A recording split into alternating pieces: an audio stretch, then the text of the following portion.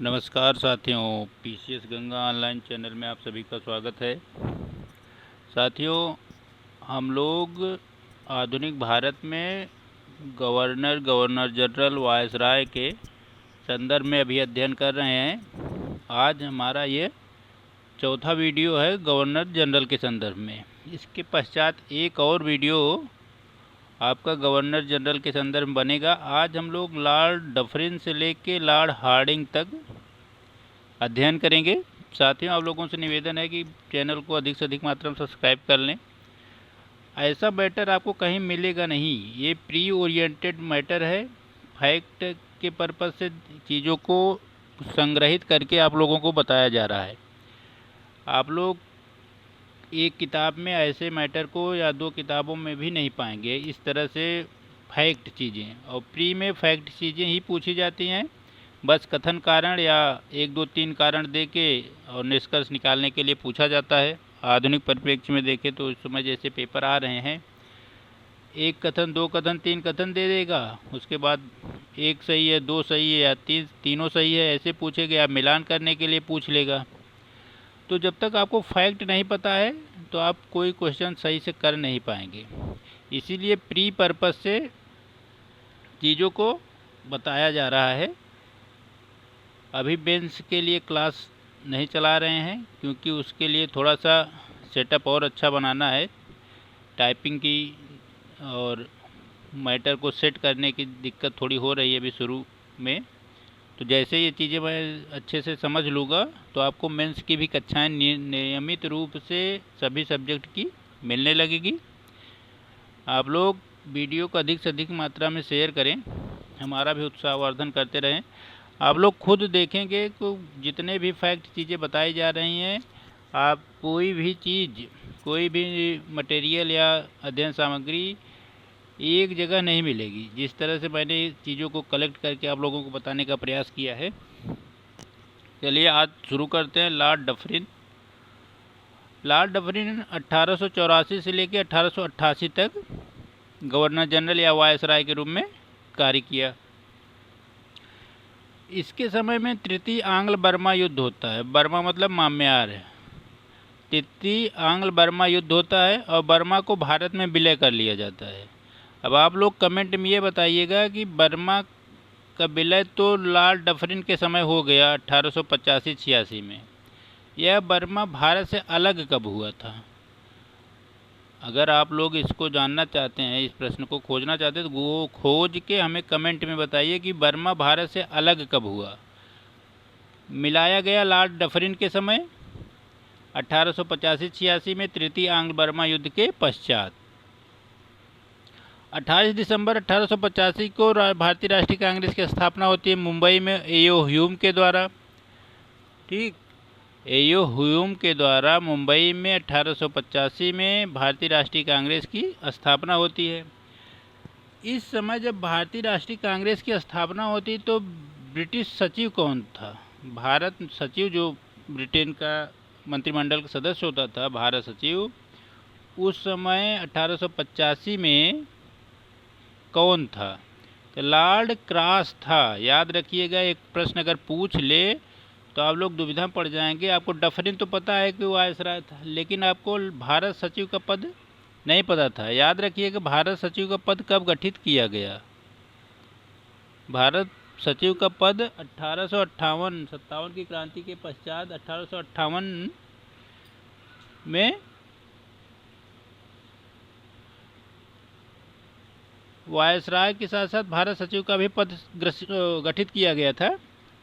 Dufferin के समय 1885 में बंगाल व अवध में टेनेंसी एक्ट पारित होता है। 1885 में ये 3-4 बार पूछा जा चुका है प्री में कि Bengal tenancy act, Awadh tenancy act कब पारित किया गया? 1885 में। और याद रखिएगा 1887 में पंजाब टेनेंसी एक्ट पारित होता है। तो दो स्थानों पे, अवध और बंगाल में 1885, पंजाब के लिए 1887, ये 2 साल बाद। ये कई बार पूछा जा चुका है। वन लाइनर में पूछा गया है और कथन कारण के संदर्भ में भी बना के पूछा गया है। डफरिन के ही समय उत्तर प्रदेश के संदर्भ में बहुत महत्वपूर्ण प्रश्न है कि इलाहाबाद विश्वविद्यालय की स्थापना उत्तर प्रदेश का सबसे पुराना विश्वविद्यालय है। डफरिन के समय 1887 में स्थापित होता है। तो उत्तर प्रदेश का सबसे पुराना विश्वविद्यालय है, किसके समय स्थापित होता है? लॉर्ड डफरिन के समय 1887 में। 1885 में भारतीय स्त्रियों की दशा सुधारने के लिए लेडी डफरिन फंड की स्थापना की गई थी। लेडी डफरिन फंड की स्थापना कब की गई थी? 1885 में। किसके समय में? लॉर्ड डफरिन के समय में। ठीक। नागरिक सेवाओं के विकास के लिए एचिसन आयोग लॉर्ड डफरिन के समय भारत आया था। नागरिक सेवाओं के विकास के लिए एचिसन आयोग, कौन सा आयोग? एचिसन आयोग लॉर्ड डफरिन के समय आया था। याद रखिएगा, किसके लिए आया था? नागरिक सेवाओं के विकास के लिए। कौन सा आयोग? एचिसन आयोग, लॉर्ड डफरिन के समय। अब इसके पश्चात हम लोग पढ़ेंगे लॉर्ड लैंसडाउन 1888 से 1894, 6 सालों तक। 1891 में दूसरा कारखाना अधिनियम आता है। तो 1881 में आपको पता है कि रिपन के समय पहला कारखाना अधिनियम आता है। तो उसके 10 साल बाद फिर दूसरा कारखाना अधिनियम आता है। ब्रिटिश संसद द्वारा कानून बना के दूसरा कारखाना अधिनियम पारित किया जाता है। ठीक। इसके तहत महिलाओं को 11 घंटे प्रतिदिन काम करने पर प्रतिबंध लगा दिया कि इससे कम घंटे काम करेंगी, इससे अधिक नहीं करेंगी, तथा साप्ताहिक अवकाश देने की प्रथा या नियम बनाया गया कि उन्हें साप्ताहिक अवकाश दिया जाएगा और वह 11 घंटे से अधिक या 11 घंटे काम नहीं करेंगी, उससे कम समय के लिए ही काम करने के योग्य मानी जाएंगी। इसी समय लॉर्ड लैंसडाउन के समय भारत परिषद अधिनियम 1892 आता है। 1892 भारत परिषद अधिनियम आता है। इसके तहत भारत में पहली बार अप्रत्यक्ष निर्वाचन सिद्धांत या पद्धति या प्रणाली को प्रारंभ किया जाता है, अपनाया जाता है। कौन सी प्रणाली? अप्रत्यक्ष निर्वाचन प्रणाली की नींव कब पड़ती है? 1892 में। कई बार पूछा गया है, कई बार इस प्रश्न को पूछा गया है कि अप्रत्यक्ष निर्वाचन प्रणाली या भारत में निर्वाचन प्रणाली की शुरुआत किस अधिनियम से होती है? तो 1892 के भारत परिषद अधिनियम के तहत की जाती है।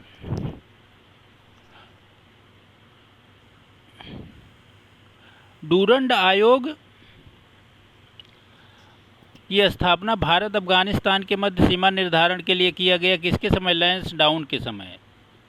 लैंसडाउन के ही समय भारत और अफगानिस्तान के बीच सीमा रेखा का निर्धारण करने के लिए डूरंड आयोग गठित किया जाता है। याद रखिए, आज के समय में भारत और अफगानिस्तान के बीच जो सीमा रेखा है वह समाप्त है, क्योंकि आधे से ज़्यादा क्षेत्र पे पाकिस्तान का कब्जा है और ऊपर वाले क्षेत्र में चीन का कब्जा है। तो ये जो डूरंड लाइन है आज के समय में पाकिस्तान और अफगानिस्तान के मध्य है। ऊपर अफगानिस्तान है, नीचे बगल में पाकिस्तान है, क्योंकि भारत वाले क्षेत्र को इन दोनों देशों चीन और पाकिस्तान ने नियंत्रित कर लिया, जिसे अक्साई चीन और पाद अधिकृत कश्मीर कहा जाता है। वह क्षेत्र पहले भारत और अफगानिस्तान के बीच डूरंड लाइन के नाम से सीमा का निर्धारण करता था, लेकिन आज के समय में यह सीमा समाप्त हो चुकी है। और इसकी बहुत बड़ी देन कब थी? जब स्वतंत्रता पश्चात भारत और पाकिस्तान से संघर्ष होता है तो पाकिस्तान द्वारा बहुत बड़े क्षेत्र पर भारत के कश्मीर वाले क्षेत्र में नियंत्रण कर लेता है, जिसे आज पाक अधिकृत कश्मीर कहा जाता है। तो यह कहाँ है? यही के पास डूरंड लाइन खींची गई थी, उस समय सीमा निर्धारित की गई थी।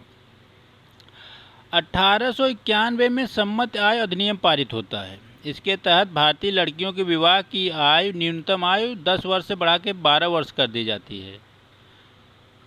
पहली बार आयु में वृद्धि की जाती है कि एक बार 1872 में आता है, जो केशव चंद्र सेन के प्रयास से आता है कि सम्मत आय अधिनियम। दूसरा आता है 1891 में, इसमें विवाह की आयु और बढ़ा दी जाती है। अब 12 वर्ष सुनिश्चित की जाती है। 12 वर्ष से कम आयु की बच्चियों या बालिकाओं का विवाह, बाल विवाह प्रतिबंधित है। तो 1891 में कौन सा अधिनियम आता है? सम्मत आय अधिनियम। 1893 में अफीम आयोग का गठन किया जाता है। अफीम के आयात निर्यात से संबंधित अफीम आयोग 1893 में गठित किया जाता है। 1889 में 89 में प्रिंस ऑफ वेल्स का दूसरी बार भारत आगमन होता है। तो इससे पहले कब आए थे आप लोग कमेंट में बताइए, आपको पढ़ा चुका हूँ इसको। प्रिंस ऑफ वेल्स पहली बार भारत कब आए थे आपको पिछले वीडियो में बता दिया हूँ, तो आप कमेंट में बताइए कब आए थे। दूसरी बार कब आते हैं? 1889 में। आप लोग इससे पहले वाले भी 6-7 वीडियो हिस्ट्री सीरीज के मॉडर्न मतलब आधुनिक भारत के पढ़े हैं, जिसको आप देख सकते हैं। शुरू से यूरोपीय कंपनियों के आगमन से चीज़ें शुरू हैं, क्षेत्रीय रजवाड़े, उसके बाद गवर्नर जनरल। गवर्नर जनरल जैसे ही समाप्त होगा उसके पश्चात हम लोग आधुनिक भारत के संदर्भ में जनजाति और कृषक आंदोलन पढ़ेंगे। उसके बाद सामाजिक सुधार आंदोलन पढ़ेंगे, क्योंकि बहुत बड़े पैमाने पे क्वेश्चन कृषक आंदोलन और जनजातियों के आंदोलन से आते हैं। कृषक आंदोलन, जनजातीय आंदोलन पढ़ने से हमारी मुख्य परीक्षा के कई क्वेश्चन अपने आप सेट हो जाते हैं। साथ ही सामाजिक सुधार आंदोलन अब की बार भी मुख्य परीक्षा में देखिए, स्त्रियों की दशा में सुधार संबंधी प्रश्न आया था सामाजिक सुधार आंदोलन से ही। तो बहुत सरल क्वेश्चन था, उसको बहुत ज़्यादा करने की ज़रूरत मतलब खोजने की ज़रूरत ही नहीं पड़ेगी। कुछ ऐसे फैक्ट हैं जिसको याद कर लेंगे आप, तो चाहे वह स्त्रियों के संबंधित प्रश्न आए सुधार आंदोलन या निम्न जातियों के संबंधित आए सुधार आंदोलन, तो ये दोनों प्रश्न वहाँ से बन जाते हैं। तो 1893 अफीम आयोग, 1889 में प्रिंस ऑफ वेल्स का दूसरी बार आगमन। मणिपुर में इसी समय विद्रोह होता जिसे शांत कराने का प्रयास किया जाता है। इसके समय में सिविल सेवाओं का इंपीरियल, प्रांतीय और अधीनस्थ सेवाओं के रूप में वर्गीकरण किया गया, मतलब विभाजन किया गया कि इंपीरियल, प्रांतीय और अधीनस्थ सेवाओं का क्या आधार होगा। इसके पश्चात आते हैं लॉर्ड एल्गिन द्वितीय 1894 से 1899। 1894 से 1899 में कौन आता है? लॉर्ड एल्गिन द्वितीय। ये मुख्य हेडिंग है। 1896 में कांग्रेस के अधिवेशन पहली बार वंदे मातरम गाया गया। वंदे मातरम लिखा किसने है? बंकिम चंद्र चटर्जी। बहुत चर्चा में है क्योंकि अब की बार भारतीय संसद द्वारा वर्तमान सरकार ने वंदे मातरम पर बहुत गहन चर्चा वाद विवाद किया संसद भवन में, आप लोगों ने सुना होगा, तो पूछा जा सकता है, चर्चा में है। तो 1896 कांग्रेस के अधिवेशन में पहली बार गाया गया वंदे मातरम। इसकी रचना बंकिम चंद्र चटर्जी के आनंद मठ से लिया गया है। आनंद मठ में लिखी एक कविता है संस्कृत में, इसकी भाषा संस्कृत है, याद रखिएगा, हिंदी नहीं है। कुछ अर्थों में अब बंगाली से मिश्रित है, बंगाली टोन आपको मिलता है पढ़ने में, लेकिन यह है संस्कृत में।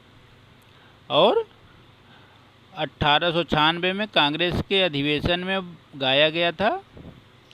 1895 से 1898 के मध्य उत्तर प्रदेश, बिहार, पंजाब, मध्य प्रदेश में भीषण अकाल आया था।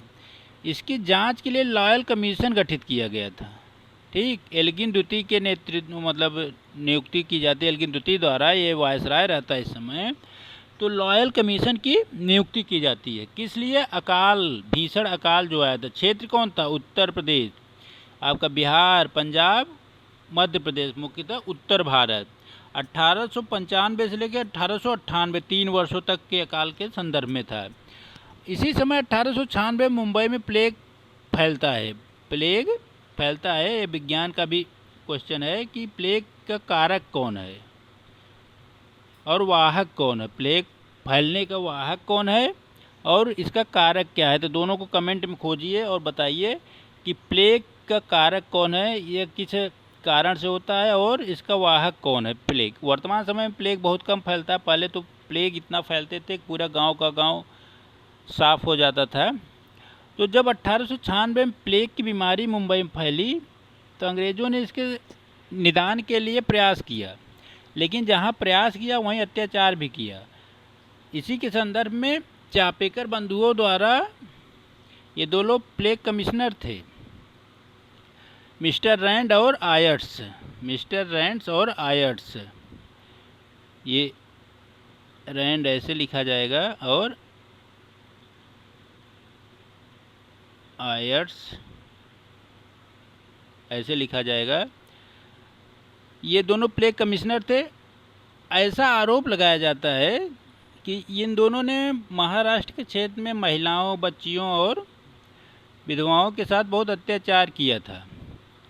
खास करके प्लेग का निदान करने के आरोप में घरों में घुस घुस के लोगों के साथ बहुत गलत दुर्व्यवहार किया था, जिससे क्रोधित होकर चापेकर बंदियों ने इन दोनों की हत्या कर दी थी गोली मार के।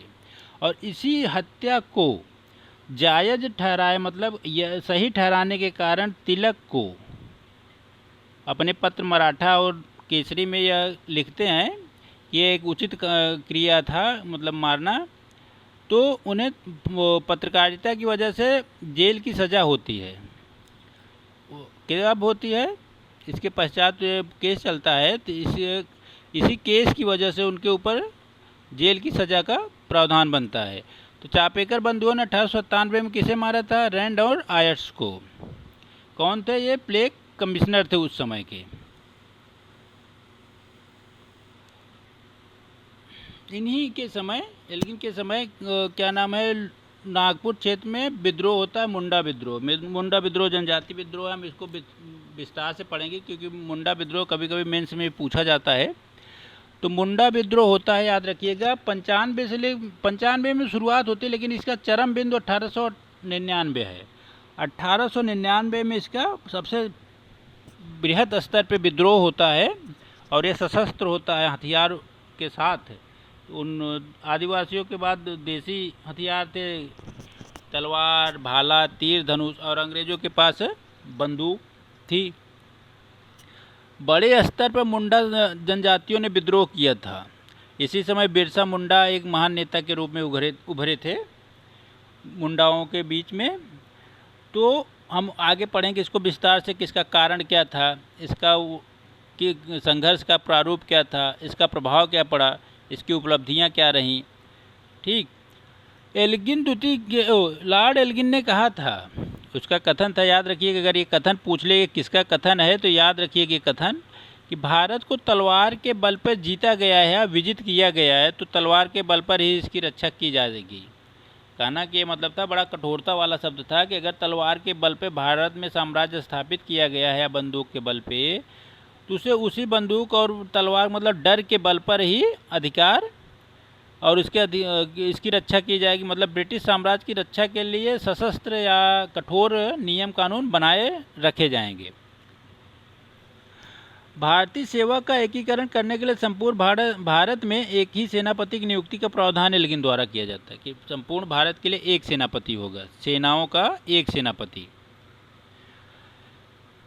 लॉर्ड एल्गिन द्वितीय के समय चित्राण नहीं होगा, ये चित्राण का विद्रोह होता है। चित्राण एल्गिन द्वितीय के समय हिंदूकुश क्षेत्र में, हिंदूकुश पर्वत वाले क्षेत्र में यह विद्रोह होता है चित्राण का। 1895 में भारतीय बैंक की जांच हेतु बेल्बी आयोग याद रखिएगा, भारतीय बैंकिंग व्यवस्था की जांच के लिए बेल्बी आयोग का गठन किया गया 1895 में।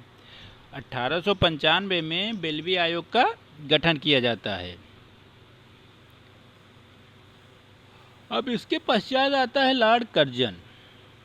और आधुनिक भारत के इतिहास में सबसे विवादास्पद, सबसे चर्चित अगर कोई गवर्नर जनरल या वायसराय था तो वह लॉर्ड कर्जन था। 1899 से 1805 तक यह रहता है। 1899 से 1905 सॉरी 1899 से 1905 तक यह भारत का वायसराय रहता है।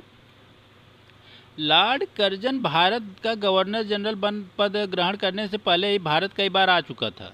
यह ऐसा नहीं था कि पहली बार गवर्नर जनरल बन के आया तभी भारत आया, इससे पहले भी भारत कई बार आ चुका था। साथ ही वह कोरिया क्षेत्र, चीन, जापान, श्रीलंका, अफगानिस्तान, फारस आदि देशों का भी भ्रमण कर चुका था। एशिया की समस्याओं के संदर्भ में उसने अपनी पुस्तक लिखी है, द प्रॉब्लम ऑफ ईस्ट। उसे अंग्रेजी जाति की श्रेष्ठता और योग्यता पर अटूट विश्वास था। उसे मतलब अंधविश्वास कह दीजिए या कह दीजिए कि नस्लीय उच्चता का गर्व था कि अंग्रेज या गोरे श्रेष्ठ और योग्य हैं। कर्जन का एकमात्र उद्देश्य था भारत में अंग्रेजी साम्राज्य को और सुदृढ़ बनाना, मतलब साम्राज्य को इस तरह सुदृढ़ बनाना कि कोई भी शक्ति या विद्रोह उसे कुचल न पाए। यह भारत का सबसे अलोकप्रिय वायसराय कहा जाता है। इसको कमेंट में बताइएगा क्यों अलोकप्रिय कहा जाता था, अलोकप्रिय क्यों कहा जाता था यह भारत में, इसको आप लोग कमेंट में बताइए। लेकिन याद रखिएगा सबसे अलोकप्रिय गवर्नर जनरल या वायसराय कौन था? लॉर्ड कर्जन था। एक व्यक्ति हैं ब्रिटिश रोनाल्ड से, इनका पूरा नाम ये रोनाल्ड से, इन्होंने कर्जन की जीवनी लिखी है। तो पूछा जा सकता है कि कर्जन की जीवनी किसने लिखी है?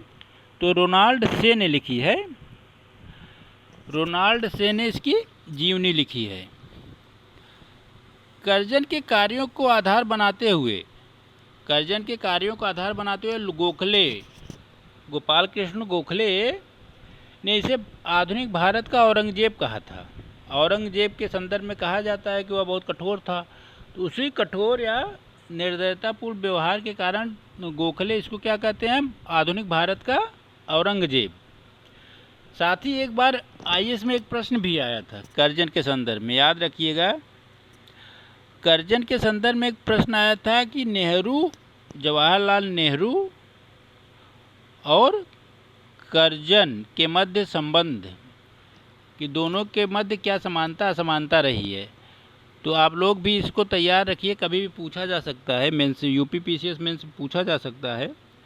तो मेन यही था। कर्जन के कार्यों को आगे हम पढ़ेंगे। तो कर्जन ने जितने कार्य किए थे वह ब्रिटिश साम्राज्य को भारत में मजबूत करना था, और नेहरू ने भी स्वतंत्रता के पश्चात जो कार्य किए वह स्वतंत्र भारत की नींव निर्माण, विकास की नींव निर्माण तथा उसे आधार प्रदान करना और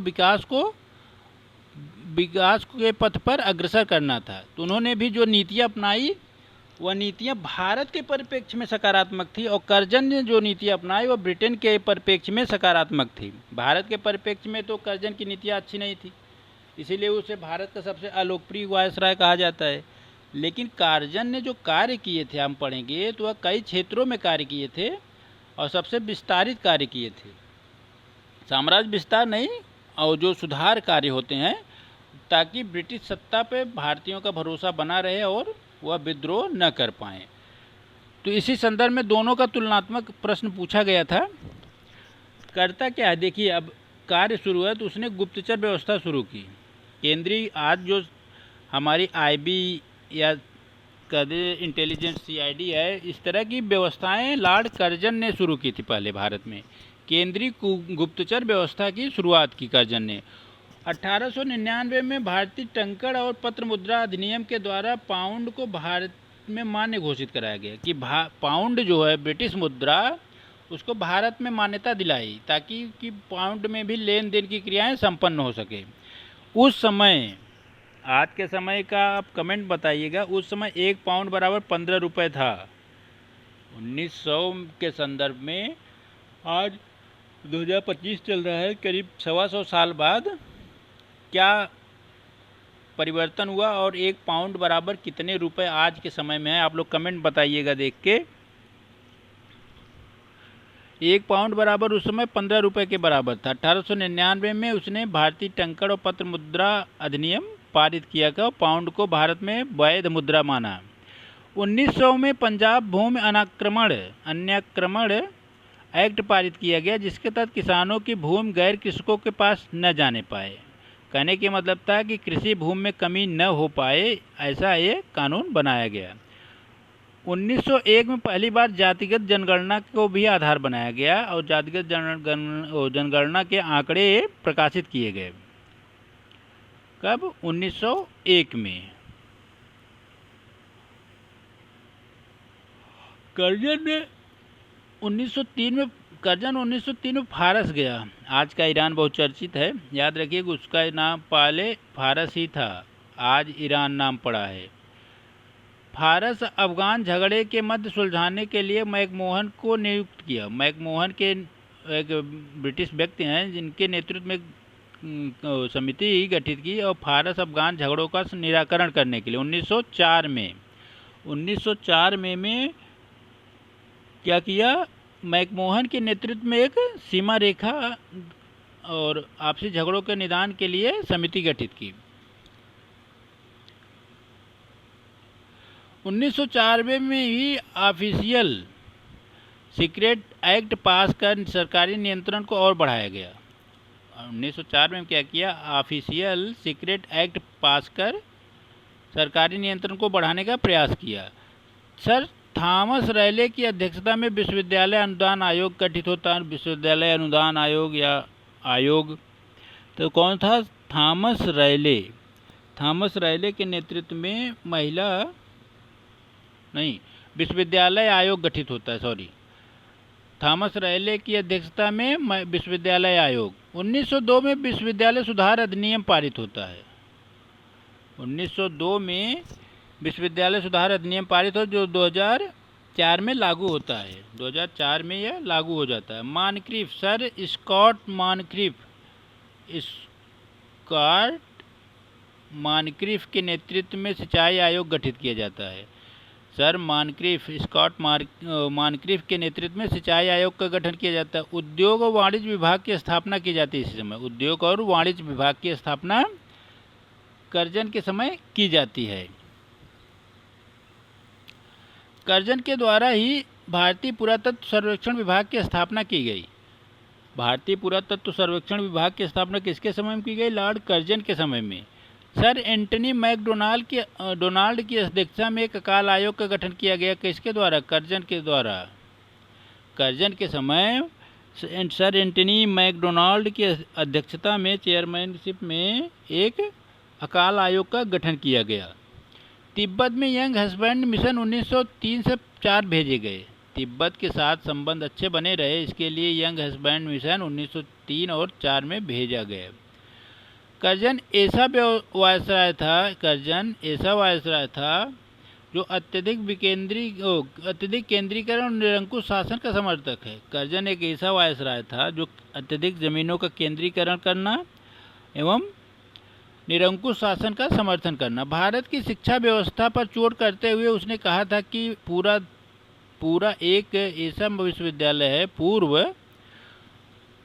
कर्जन का कहना था कि पूर्व एक ऐसा विश्वविद्यालय जहां विद्यार्थी को कभी डिग्री नहीं मिलती। ऐसा क्षेत्र है यह कि विद्यार्थियों को डिग्री नहीं मिलती। कोलकाता नगर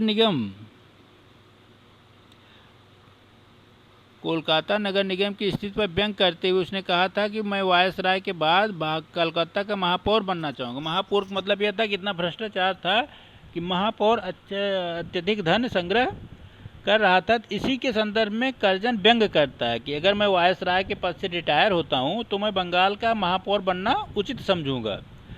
कांग्रेस पर व्यंग करते हुए कर्जन कहता है कि कांग्रेस अब मरणशील है और मेरी इच्छा है कि मैं इसकी शांतिपूर्ण मृत्यु पर सहयोग कर सकूं। क्या कहता है कि कांग्रेस अब मरणशील है और मेरी सबसे बड़ी इच्छा है कि मैं उसकी शांतिपूर्ण मृत्यु में सहयोगी बन सकूं।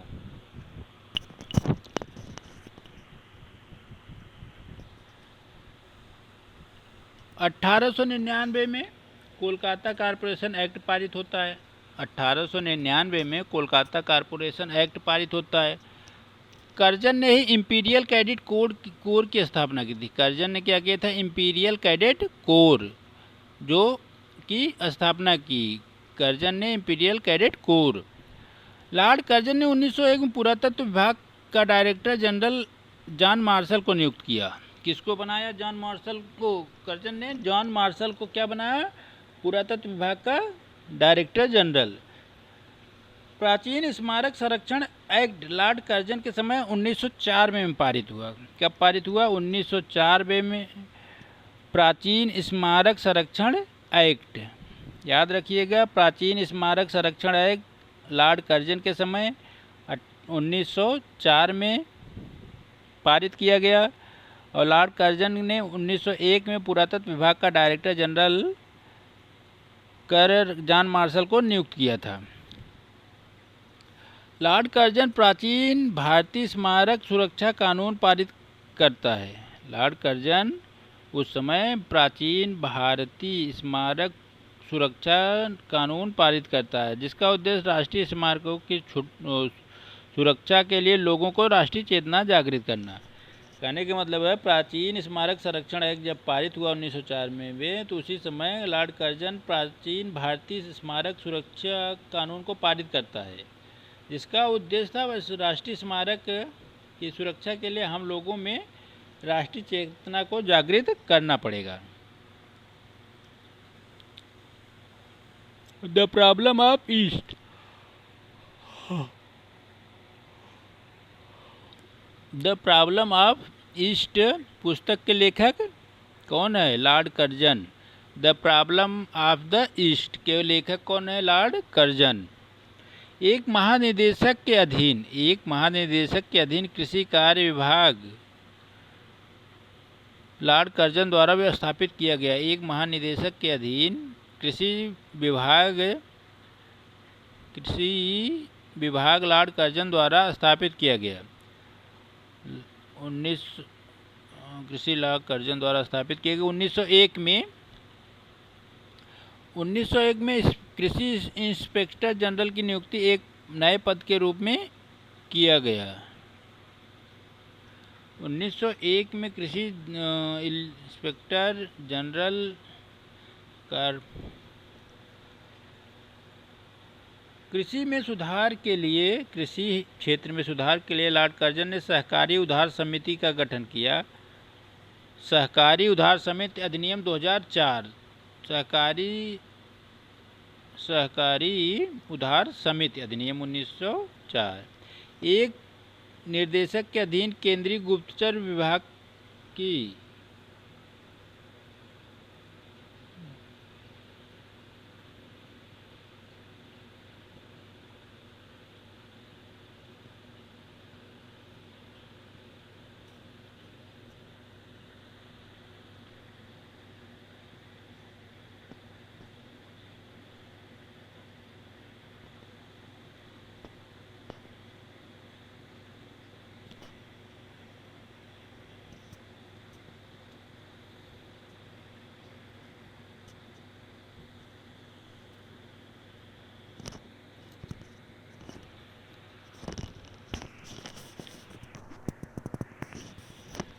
कृषि में सुधार हेतु लॉर्ड कर्जन ने सहकारी उधार समिति अधिनियम 1904 पारित किया। एक निदेशक के अधीन केंद्रीय गुप्तचर विभाग CID की स्थापना लॉर्ड कर्जन द्वारा की जाती है। लॉर्ड कर्जन द्वारा CID की स्थापना की जाती है। कर्जन ने थॉमस रॉबर्टसन को अपने कार्यकाल में भारत बुलाया था। ये ब्रिटिश अर्थशास्त्री थे। इनको अपने कार्यकाल में भारत बुलाता है। किसको? थॉमस रॉबर्टसन को। और रेलवे में सुधार के लिए बुलाया था। क्यों बुलाया था? रेलवे में सुधार के लिए 1904। रॉबर्टसन की अध्यक्षता में एक रेलवे आयोग गठित करता है लॉर्ड कर्जन। रेलवे बोर्ड की स्थापना 1905 में लॉर्ड कर्जन द्वारा की जाती है। रेलवे बोर्डों की स्थापना जो चल रही है आज, इसका गठन शुरुआत किसने की थी? 1905 में लॉर्ड कर्जन ने। 1902 में भारतीय विश्वविद्यालय आयोग के रूप में एक भारतीय के रूप में गुरुदास बनर्जी को शामिल किया गया था। उस समय 1902 में जब भारतीय विश्वविद्यालय आयोग का गठन किया जाता है तो उसमें सभी सदस्य और अध्यक्ष अंग्रेज रहते हैं। सिर्फ गुरुदास बनर्जी को एक भारतीय के रूप में एक व्यक्ति को शामिल किया जाता है। लॉर्ड कर्जन का कहना था जब से मैं भारत आया हूँ, मेरी नीति यही रहेगी कि किसी भी तरीके से कांग्रेस को नपुंसक बना दूँ। क्या बना दूँ? कांग्रेस को नपुंसक।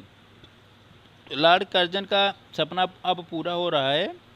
लॉर्ड कर्जन का कहना था कि जब से मैं भारत आया हूँ मेरी नीति यह रही है कि मैं किसी भी तरह कांग्रेस को नपुंसक बना दूँ। 1903 में मद्रास गवर्नर को लिखे पत्र में वोट डालो राज करो की राजनीति लॉर्ड कर्जन और लॉर्ड मिंटो द्वारा अपनाई गई है।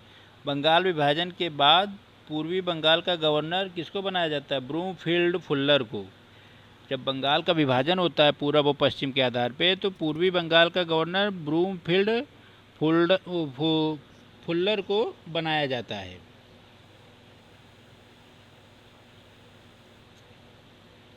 लॉर्ड कर्जन को भारतीय राष्ट्रवाद का उत्प्रेरक कहा जाता है। उत्प्रेरक इस संदर्भ में कहा जाता है, याद रखिएगा, क्योंकि उसके कार्य ऐसे निंदनीय थे कि भारतीयों में एकता की भावना आई और आंदोलन करने के लिए सड़कों पर निकलने लगे। पुलिस प्रशासन में सुधार के लिए एंड्रू फ्रेजर की अध्यक्षता में पुलिस आयोग गठित करता है। 1904 में उद्योग और वाणिज्य विभाग की स्थापना किया जाता है। 1904 में उद्योग और वाणिज्य विभाग की स्थापना की जाती है। Kolkata corporation act 1899। 1904 में क्या है? प्राचीन स्मारक संरक्षण अधिनियम। बंगाल विभाजन का प्रावधान 1905। कृषि बैंक की स्थापना। पूसा में कृषि अनुसंधान केंद्र की स्थापना। पूसा में कृषि अनुसंधान केंद्र की स्थापना।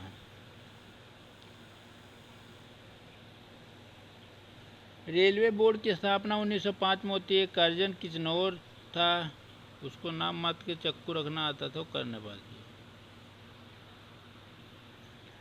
Railway board 1905। करजन के समय किचनौर विद्रोह होता है। विवाद, ब्रिटिश व्यक्ति थे किचनर, उनके और करजन के मध्य आपसी बातों को लेके मनमुटाव था, जिससे विवाद गहरा जाता है। तिब्बत में यंग हस्बैंड मिशन 1904 में लॉर्ड करजन द्वारा भेजा गया। अब आते हैं लॉर्ड मिंटो द्वितीय 1905 से 1910। लॉर्ड मिंटो द्वितीय के समय पृथक निर्वाचन मंडल की स्थापना की जाती है 1909 के अधिनियम में। मुसलमानों को जीतने और उन्हें कांग्रेस के विरुद्ध भड़काने के लिए किया गया 1905 में भड़काने के लिए। आगा खां के नेतृत्व में एक मुस्लिम प्रतिनिधि मंडल लॉर्ड मिंटो से शिमला में जाके 1996 में मिलता है। 1996 में सरदार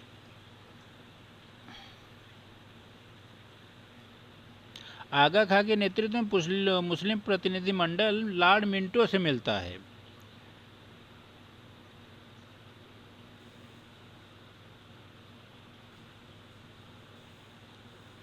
कांग्रेस के सूरत विभाजन के समय 1907 में भारत का गवर्नर जनरल या वायसराय एक ही पद था। मार्ले मिंटो सुधार 1909 के शासन अधिनियम में मार्ले मिंटो द्वितीय के समय पारित किया गया। बंगभंग विरोधी और स्वदेशी आंदोलन के मध्य आवाज़ को दबाने का प्रयास किया गया। मुस्लिम लीग की स्थापना 1906 में होती है। कांग्रेस खुदीराम बोस लटक जाते हैं, उसमें पौधा डाल दिया और खुदीराम बोस को फांसी दी जाती है। मुस्लिम लीग का गठन 1906 में होता है। बाल गंगाधर तिलक को 6 वर्ष की सज़ा होती है और 1908 में क्यों? वही रैंड और आयस की हत्या को सही ठहराने के कारण इन पर राजद्रोह का मुकदमा चलता है और 6 वर्ष की सज़ा हो जाती है 1908 में। भारत परिषद अधिनियम 1909 मार्ले मिंटो सुधार 1909 के नाम से जाना जाता है। देश में सांप्रदायिक निर्वाचन प्रणाली की शुरुआत यहाँ पे होती है। नहीं, भारत परिषद अधिनियम 1909 मार्ले मिंटो सुधार के नाम से देश में सांप्रदायिक निर्वाचन प्रणाली की शुरुआत होती है। देश में क्या होता है? सांप्रदायिक निर्वाचन प्रणाली की नीति अपनाई जाती है। सांप्रदायिक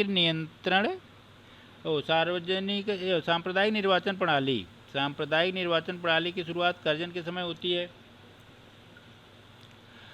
1908 में समाचार पत्र अधिनियम पारित होता है। 1908 में समाचार पत्र अधिनियम पारित होता है। वायसराय की कार्यकारिणी में पहला भारतीय सदस्य एस.बी. सिन्हा थे।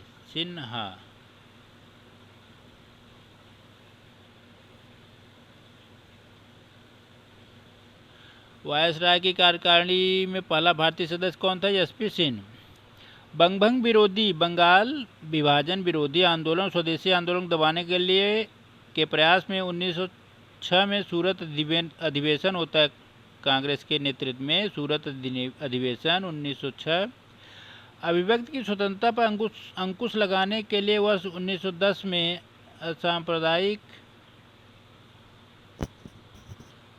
अभिव्यक्ति की स्वतंत्रता पर अंकुश लगाने के लिए 1910 में भारतीय प्रेस अधिनियम पारित किया गया। उग्रवादियों को देखे थे तुम्हें। हाँ, अभिव्यक्ति की स्वतंत्रता पर अंकुश लगाने के लिए 1910 में। भारतीय प्रेस अधिनियम पारित हुआ कब? उग्रवादियों के दमन के लिए। राजद्रोह सभा निषेध अधिनियम 1909। अब इसके पश्चात आता है लॉर्ड हार्डिंग द्वितीय 1910 से 1916। 1910 से लेके 1916 तक रहते हैं लॉर्ड हार्डिंग द्वितीय या प्रथम। बंगाल विभाजन रद्द कर देते हैं। राज्य की राजधानी कोलकाता से नई दिल्ली आ जाती है।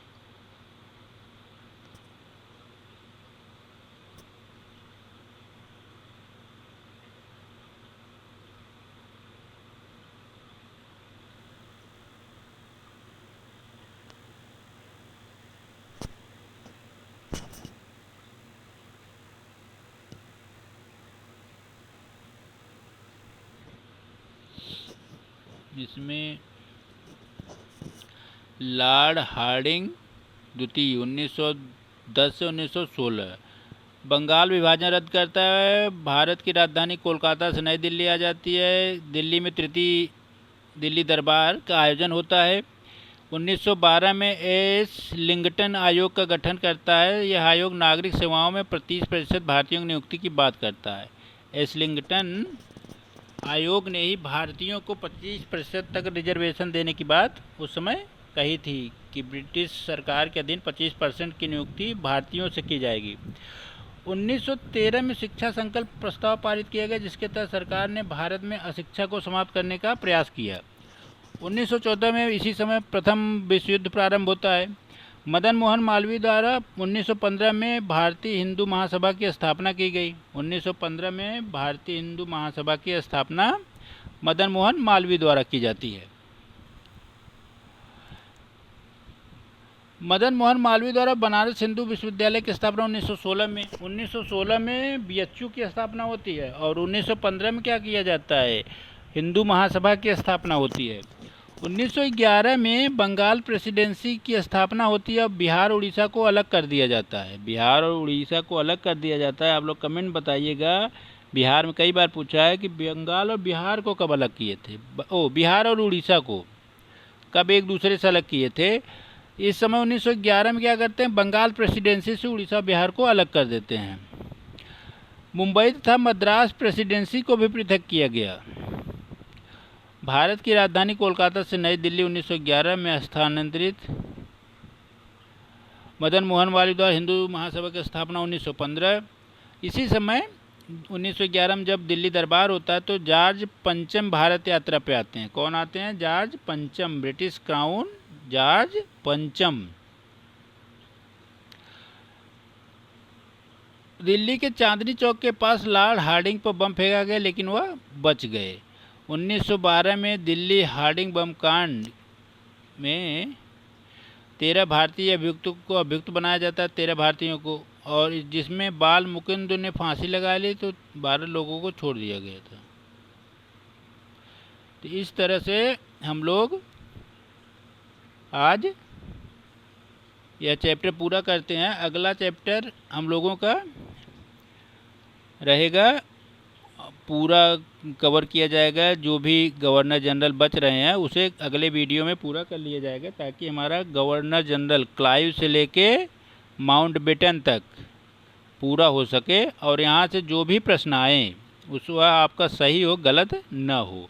तो नमस्कार साथियों।